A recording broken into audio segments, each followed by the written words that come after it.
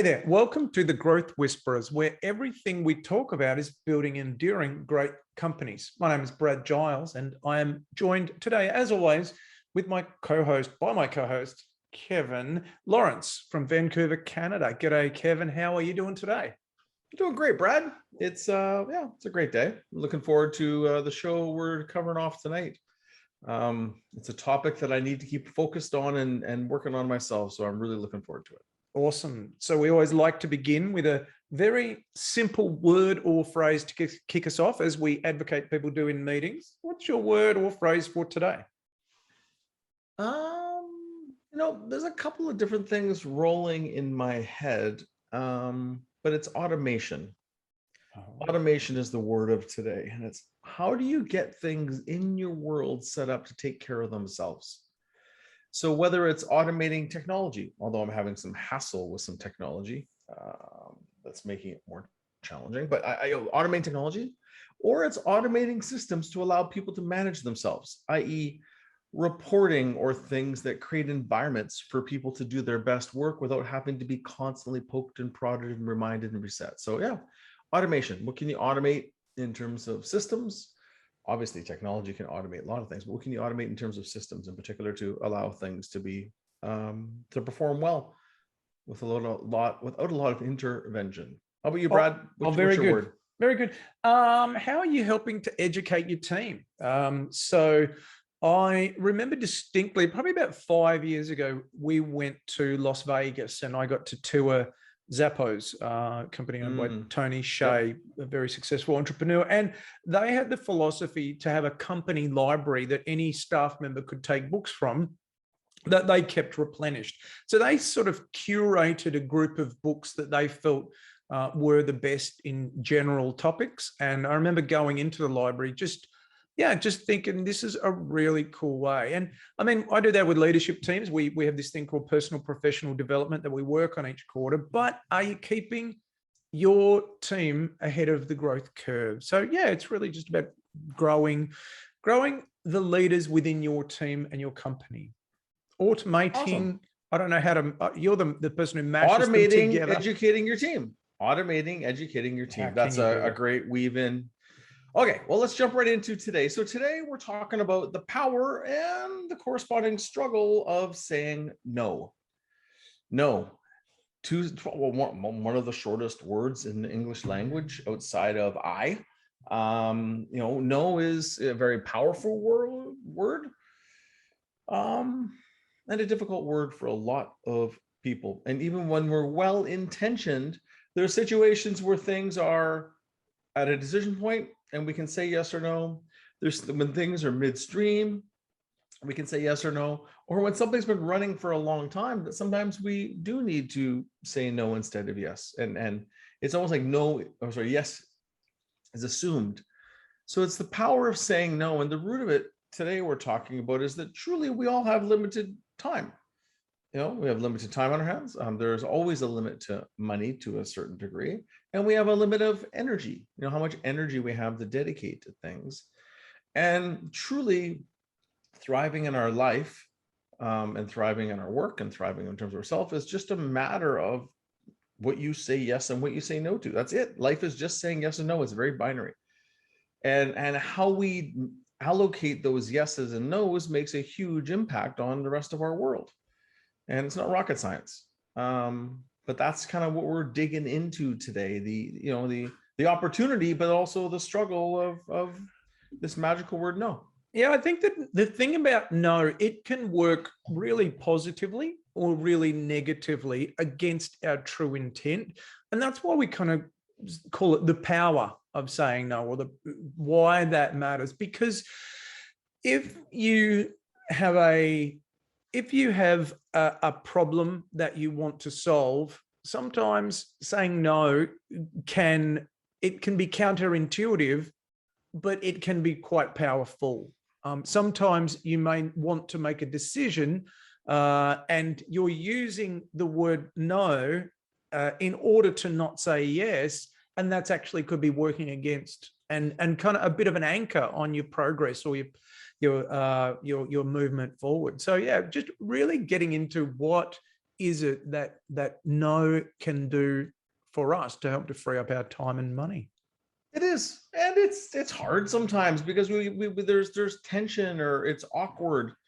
And sometimes we just want to say yes because we're curious, and I'm really bad for saying yes when I should say no. I have a lot of mechanisms in place, and we'll get to some of those today. And some things that have really showed up, in my world is if you say yes to okay or mediocre opportunities, then you can sometimes be saying no to amazing opportunities, or there's no room for them. But if you don't say yes to some opportunities, sometimes there's not as many coming that you might want. And there's a lot of factors at play. So we're just going to share with you some scenarios that we often end up getting stuck and know would be very powerful or helpful. And then we'll give some specific techniques to help with saying no when you kind of know that you should, or you have a feeling that you should. So the first situation, and we kind of talked on this one already, but it's reminding yourself when you're making a decision. By saying yes to this thing here, I actually am by default am saying no to something else. I'll give you an example in my world. When I say yes to a client that needs some additional help and I do the work myself, I'm saying no to my team having an opportunity to do this work potentially. I'm also saying no to maybe having some extra free time. Yeah. I'm also saying no to potentially having time with my kids, my partner, my parents. I literally, by saying yes to a project, I could be saying no to 10 other things. Yeah. And I remind myself, because I love to help my clients and I love those additional projects. So that's just a simple thing, is just truly remembering in that moment and realizing there's consequences to every yes. And then there's also, consequences to every no. And I love that, because it's like you can have a pre-prepared list mentally that you can have in your head. So when someone says, do you think we could just maybe catch up for a coffee? I just want to tap your brain about something, or whatever the reason is that they're saying, then you can think intuitively, well, that means that I don't get to spend time with my family. I don't get to, further my strategy. I don't get to spend time with my team, whatever it might be. Correct. And all of those, or if you can have that simple checklist in your head as to, they're the things I'm saying no to. If I say yes to you, it can make that no just a little bit easier. Sure. Or like I said, from almost an automated system, like my default answer to if someone wants to have coffee is no. I just don't do it. Yeah. And out of 50 requests, I might do one. And I know that might sound bad. It's just I'll jump on a phone call anytime. I'll talk to anyone for 15 minutes if it's a client wants me to, or somebody else wants me to. But the coffee, I'm gonna go physically, a half-hour coffee takes an hour and a half. I'm just not interested. I can cover what I need to on the phone. I don't need more personal connection with people. Maybe during COVID, but not now. So there's having that checklist is one thing, and having even a predefined that you just don't do certain things. Other situation. Go ahead, Brad. And that really leads us into kind of the second point that we've got here, which is when you feel the pressure to say yes. If you've got that checklist, it makes it just a touch easier, because it is hard to say no. You don't want to let the person down. Maybe you've got a personal relationship with them. Maybe you actually want to help them with their problem or issue as well. So it can be quite personally difficult to say no. And you've got to know that, you've got to understand that pressure to say yes is ever present. And it's okay to say no. Yeah. And what I do in those situations, again, I have hacks for all of these things because, I get stuck on these, is that when I feel pressure to say yes, I normally have it's one of my techniques I use. I'm just looking, where's it on the list here? I had it in the list. There it is.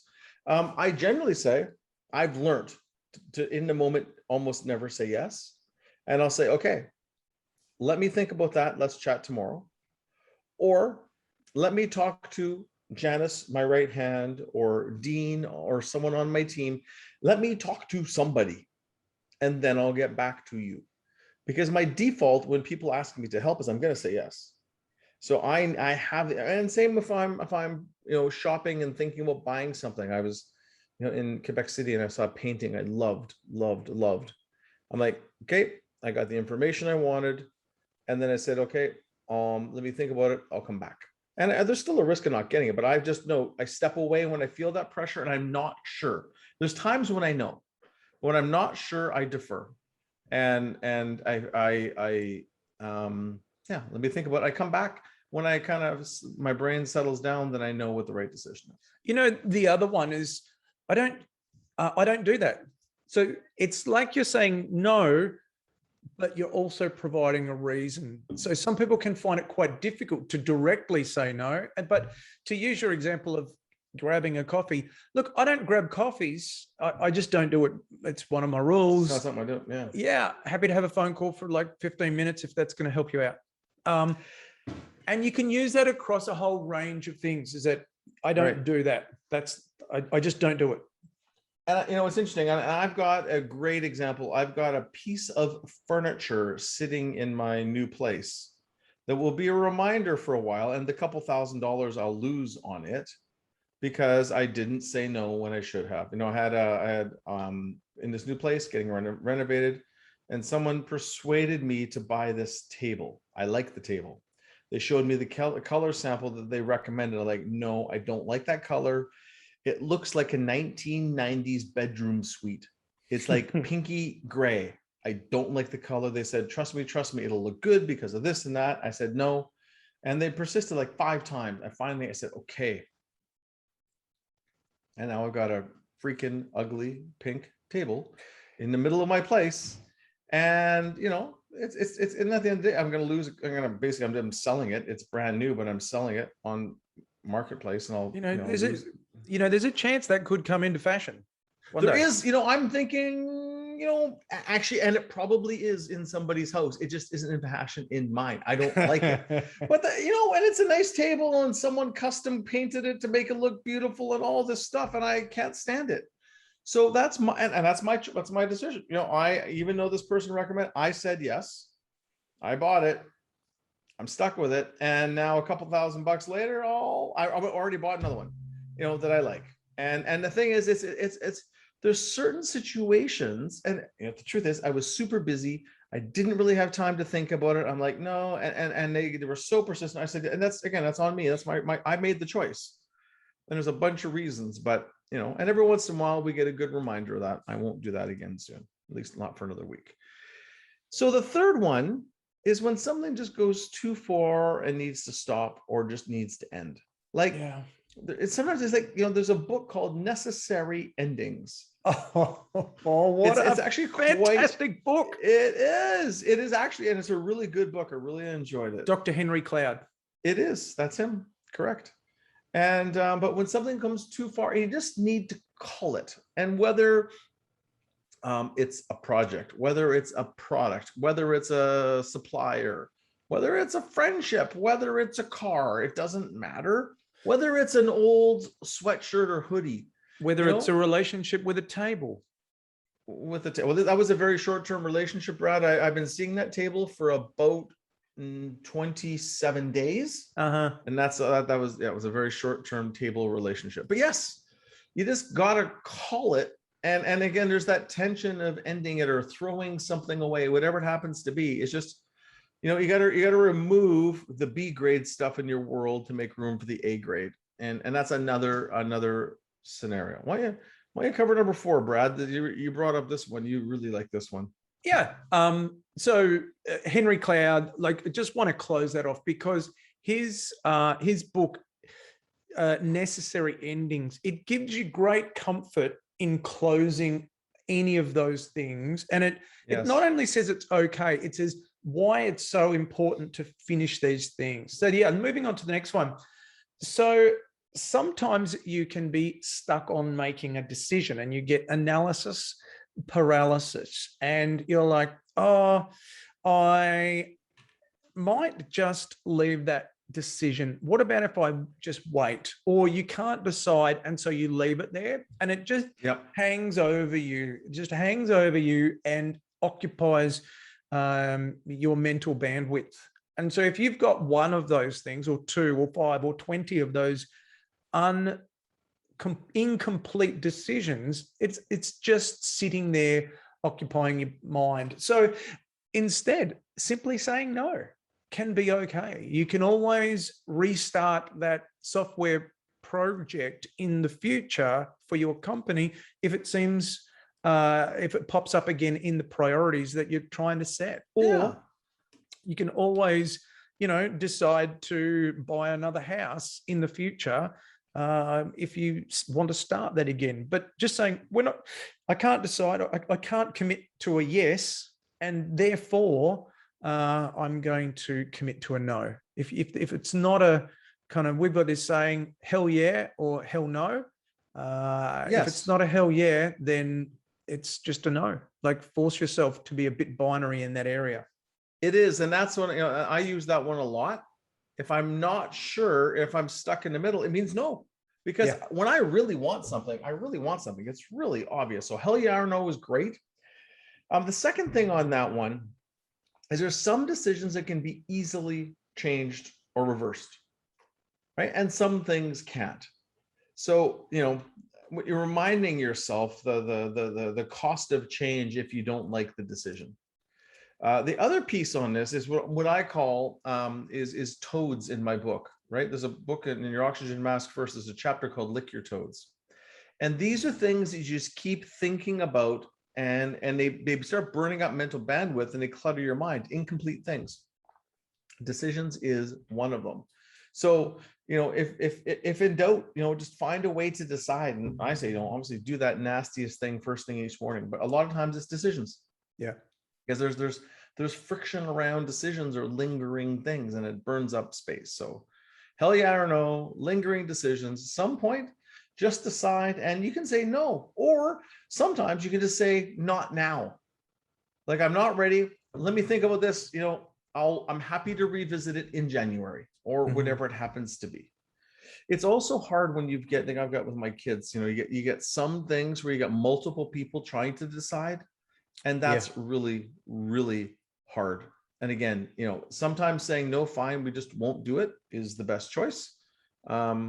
If you can't find a way. And then sometimes even by saying no, people will come back and almost have a stronger desire to push through. Like when you just sort of, call it quits, but sometimes get it off people's mind. Yeah, we want to force those decisions. We've spoken before about the importance of the weekly meeting. And part of that is that you have all the decision makers and influencers in the room. And so when you've got that enables you to be able to force those decisions. And a no is okay, but an absence of a decision is perhaps not okay. Correct. And then the next thing, so number 5, is that sometimes you just got to change your mind. And I've learned with some of the best entrepreneurs I work with, they always reserve the right to change their mind. They have no problem changing their mind if they need to. And so we interviewed one of the CEOs we work with, Greg Smith of Thinkific, one of our clients that has done exceptionally well, went public, massive valuation, massive success. And he told the story, and I have it written down, and I forget who it was. But it basically is a story about strategy. And the story is about this captain of the ship. And I think it was in one of the movies like Waterworld or something like that. And the captain just goes, they can't see land. He goes, okay, and he points a certain direction, and all the men start rowing like crazy. And his right hand goes, is there land over there? He's like, I don't know. He goes, well, why are you saying, full steam ahead, go that direction? And, steam in this case is men paddling. He said, because, well, we'll go for a month, and then we'll either going to see land or we'll see something else, and then we'll fix it then. But right now we need to do something. Right. And it's there's a lot of things around strategies about trying things. You don't have to make perfect decisions, as long as when you realize your decision is imperfect, you make a change. And so when you reserve your right to change, and in some cases say no to something, or to, Collins would call it, shooting a bullet and then choosing to not to shoot anymore. That is incredibly important when you have the epiphany and you just know you need change. And that's critical. And that's hard for some people, but it's critical if you're going to continue to find ways to improve. Yeah, give yourself a license to change your mind throughout the course of the decision-making process with the team when you're launching something. I always say that to leaders, like, make sure that you don't come up with an idea and then suddenly you say, this is our new bright shiny object, and then suddenly you get 6 weeks down the track and go, oh my God, that was such a dumb idea. Why did we do that? Instead, share the process with them and say, this is what we're thinking about doing, and how does that resonate with you? Yeah. And perfect. Allows you to change your mind, allows you to iterate, allows you to make progress, allows you to stop stupid mistakes or bad decisions. And it de-risks decisions sometimes too, if you can do that. So a couple of other techniques we've listed here is, look at the cost of not saying no: time, energy, and money. And we touched on that a little bit. Yeah. But really, sometimes there is a big cost of continuing to say yes. We have one business that we work with, and they had a division that just wasn't performing. We did the math. It was 75 grand a month. Yeah. Right. And not dealing with it. And at some point we finally ended up dealing with it. So like, do a calculation, which we talked about a little bit earlier on. Another one I love is and kind of touched on as well, but it's not now versus no. Yeah. Like, not now. And you're not saying no forever. By the way, another technique I've learned, and especially with entrepreneurial leaders or entrepreneurs, many don't like the word no. I actually have a plaque. I haven't set it up yet in my new place. It says, do it because they tell you you couldn't. Right? A little defiance in there. But for a lot of entrepreneurs, you say no, they're not going to accept it. Yeah. They want to know, in what case could we, or how is it possible, or how much is it going to cost? So what I've learned with entrepreneurs, instead of saying no and say they have a really bad idea, I'll just say, okay, well, how could we take that idea and have it produce 10 million a year of profit? Yeah. Right. Like, if it's going to produce 1 million and that's not enough in the context of their business, just asking a question and raising it up. So raising the bar versus just saying, no, that's not going to work. Because even though it might be true, sometimes it doesn't land so well. Yeah. I like that one. I like that one a lot. Equally, the previous one you mentioned, just to reiterate, there is a cost that we are bearing. There's a cost of time. There's a cost of money. Think about, if I am or am not saying no, like, is this stopping me, or is this costing me more time or more money? This is the constraints that we've all got. And of course, then the last one that we've got is Jim Collins' stop list. So this isn't necessarily no, but this is applying this principle in a slightly different way so that we're able to say, okay, so what are the things that I need to stop or say no to? So what are the things that are consuming too much time or money or energy, as we just kind of alluded to? The Jim Collins stop list, a great tool to force you to figure out what to say no to create a list. Yeah, and getting teams to go through and brainstorm it and have everyone commit to one thing they can say no to themselves, which is healthy to free up bandwidth in the system, and then have them recommend the top things that the company could say no to. Great list, lots of good thinking. So just to kind of summarize real quickly, it's about saying no, and really the principle is that we have limited resources. And if we say yes to some things and don't say no, if we don't say no and end up saying yes, we're saying no to a bunch of other things because of our finite resources that we have. And everyone has finite resources, and it might be okay. And maybe you can pull it off and do both things.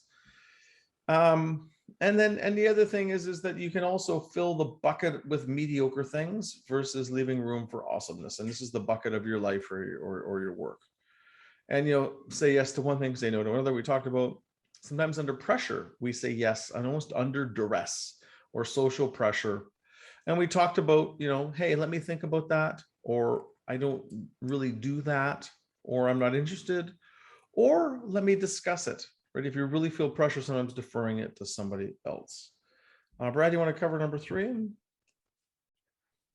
When something goes too far and it needs to be stopped, sometimes things just keep on going. And then next was stuck on making a decision. So sometimes we can get analysis paralysis, and we can be in this kind of middle spot between yes and no.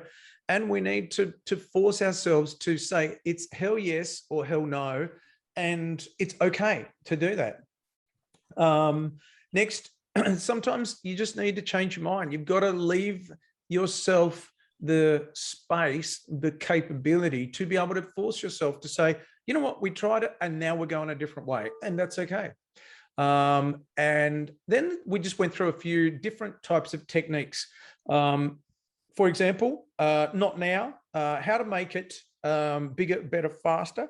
Instead of no, rather than saying no, we can look at it, kind of apply a third element into this no concept. So yeah, I think that kind of sums up where we're at. Exactly. And the final thing is that I moved around on the list there, Brad, but is the stop list by Jim Collins. I was sorting, but is the stop list by Jim Collins, and just getting as a regular activity, whether it's at the end of a quarterly meeting or just having teams think about what they need to say no to, because it's not natural. And organizations get bogged down with a bunch of stuff that just doesn't need to happen. Well, it was a good chat about no. So thanks for listening, everyone. This has been the Growth Whispers podcast with Brad Giles and Kevin Lawrence. And you can reach Brad at evolutionpartners.com.au and myself, Kevin, at lawrenceandco.com. And the YouTube versions, just search for the Growth Whispers on YouTube.